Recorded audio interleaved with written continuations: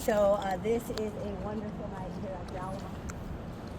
My friends, welcome to the Alamo.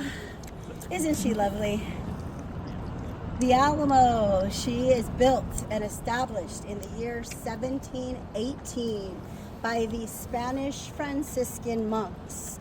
They built this building. This is the Alamo Church. They built the Alamo Church to aid their mission, which was to spread Catholicism. The Alamo, that mission, and the city of San Antonio were successful, thrived, and grew, and pretty much laid low. It wasn't until over 100 years later, in 1836, that the Alamo rises to be considered the crown jewel of the Texas Revolution. So important to remember regarding the Battle of the Alamo is that it is not a singular event. The Battle of the Alamo refers to a 13-day siege. And that 13-day conflict does end here at the Alamo. We'll talk more about that. Where it begins is in the center of downtown at the San Fernando Church, today the San Fernando Cathedral. That is the first spot where on February 23rd of 1836, the General Santa Anna leads the Mexican army to invade San Antonio to attack. San Fernando Cathedral is the first violence, bloodshed of the 13-day siege, the Battle of the Alamo. Now, the General Santa Anna has with him about 2,000 soldiers, and they are fueled by Mexico, which is an empire. So they were pretty well prepared in terms of uniforms, food, ammunition, supplies.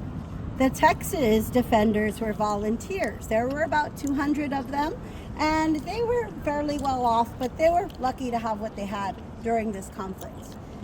The General Santa Anna leads the Mexican army to invade San Antonio, which is part of Mexico at the time, to yield the continued colonization of this land. That colonization is fueled on slavery.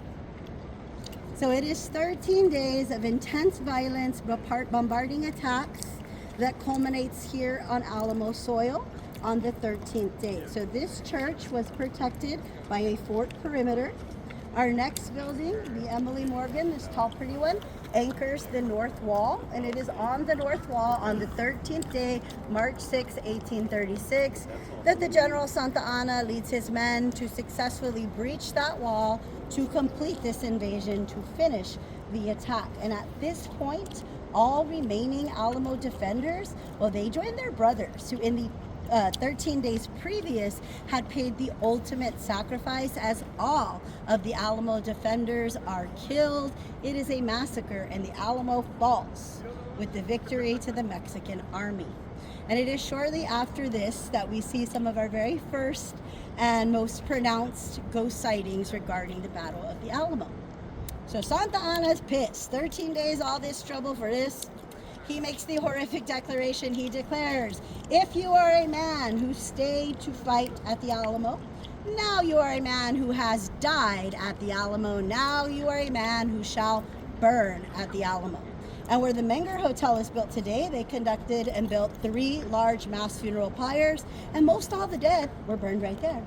That is now done, and Santa Anna's feeling better. He's killed them all, he's burned them all, he can gather the boys, they can keep fighting. There's more of Texas to capture.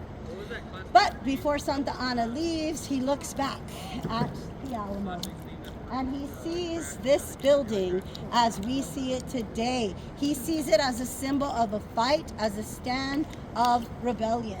Possibly, he predicts the phrase, remember the Alamo. He don't want that. So he leaves 4 of his best soldiers behind. He orders them to destroy the Alamo, tear that place down stone by stone, make it gone. He and the troops leave, and those 4 men, they're ready to do their job. They're about to tear down the Alamo, but before they can touch it, they're stopped. Because right in front of these beautiful original brown doors suddenly appear 6 men.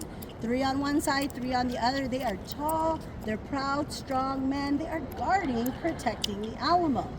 Now, Santa Anna soldiers, they're very confused. They know, like you know now, they know they have killed them all, they burned them all, and everybody else split effectively at this point. The Alamo is a ghost town. And as they try to comprehend what they're looking at, who this could be, the legend holds that in unison, these 6 guarding men reveal from behind their backs flaming swords. They hold high, they shout, "Halt! Touch not these walls." And my friends, this is so successfully terrifying that Santa Ana's boys run away screaming and crying, "Diablos! Diablos!" They thought they were devils. Now, could they have been 6 lords of the underworld?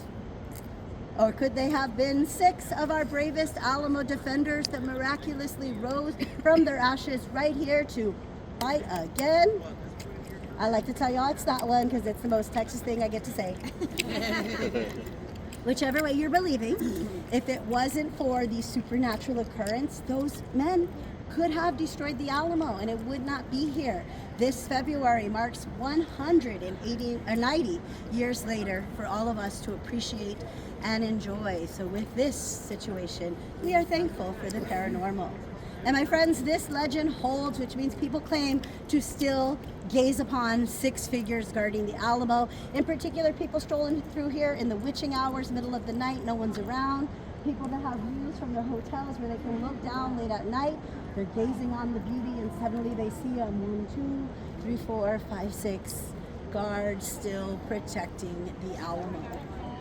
Now, before we carry on, it's very important that together we take a moment of awareness, acknowledgement. It is true that the Alamo and San Antonio are founded in the year 1718, correct? However, this land is home to indigenous people, the Payaya people, for all of history before that. And we know where people live, people everything, people die, and this land is already documented as such. And as our continued Alamo renovation project proceeds, they just keep making discoveries. Artifacts as well as human remains going all back times of history. And they found them over here, over there, back there, all around. So my friends, I share this with you so that tonight we can walk together with knowledge, in peace, and with respect, as tonight we walk sacred grounds.